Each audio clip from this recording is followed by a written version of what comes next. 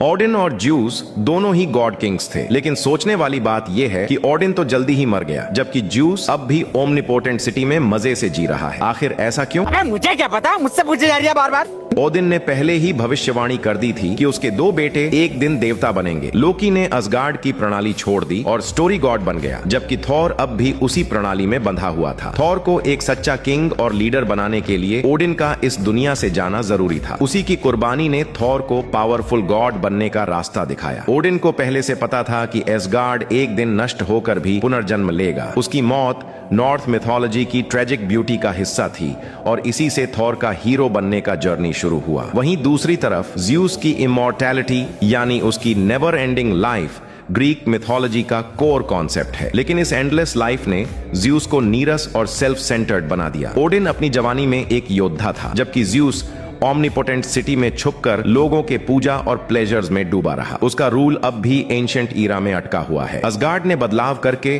खुद को पुनर्जीवित किया, जबकि ग्रीक गॉड्स ने चेंज से मुंह मोड़ लिया, और यही कारण है कि उनका पतन तय है। ज़्यूस का जिंदा रहना अब उसकी शक्ति का नहीं बल्कि उसके डिके का प्रतीक बन गया है। अब बात करते हैं लोकी की। वो टाइम लूम में क्यों नहीं मर गया? क्या उसने खुद में 42 ग्रेड कॉन्क्रीट डाल लिया था? असल में ऐसा नहीं है। सीरीज में बताया गया है कि टाइम लूम में जाने वाले लोग तेजी से बूढ़े होकर खत्म हो जाते हैं, लेकिन पहली सीजन के अंत में लोकी ने गलती से एक स्किल सीख ली, टाइम स्लिप। इस स्किल की मदद से वो किसी भी टाइम पॉइंट या टाइम ब्रांच में आसानी से ट्रेवल कर सकता है। टाइम लूम को बंद करने के लिए लोकी बार बार टाइम स्लिप का इस्तेमाल करके TVA वापस गया, जहां उसने यंग ओबी ओरोबोरोस से टेम्पोरल डिवाइस बनाना सीखा। इस दौरान लोकी ने डिवाइस फेलियर, विस्फोट और दोस्तों की मौत जैसी दर्दनाक चीजें झेली। हर बार फेल होने के बाद वो टाइम में वापस जाकर फिर से कोशिश करता रहा। ये एंडलेस लूप सैकड़ों या शायद हजारों साल चला। लोकी की फ्रॉस्ट जायंट बॉडी और असगार्डियन पावर उसे और भी ज्यादा स्ट्रॉन्ग बनाती गई। वो उम्र के साथ और शक्तिशाली होता गया और अंत में उसने टाइम स्लिप को पूरी तरह मास्टर कर लिया। टाइम लूम उसकी लाइफ को कंज्यूम कर रहा था, लेकिन टाइम स्लिप उसे रिवाइंड कर रहा था। इस तरह लोकी और भी पावरफुल बनता गया, जब तक कि वो इतना स्ट्रॉन्ग नहीं हो गया कि उसने खुद अपने हाथों से पूरे मल्टीवर्सल टाइमलाइन को थाम लिया और बन गया नया गॉड ऑफ मल्टीवर्स।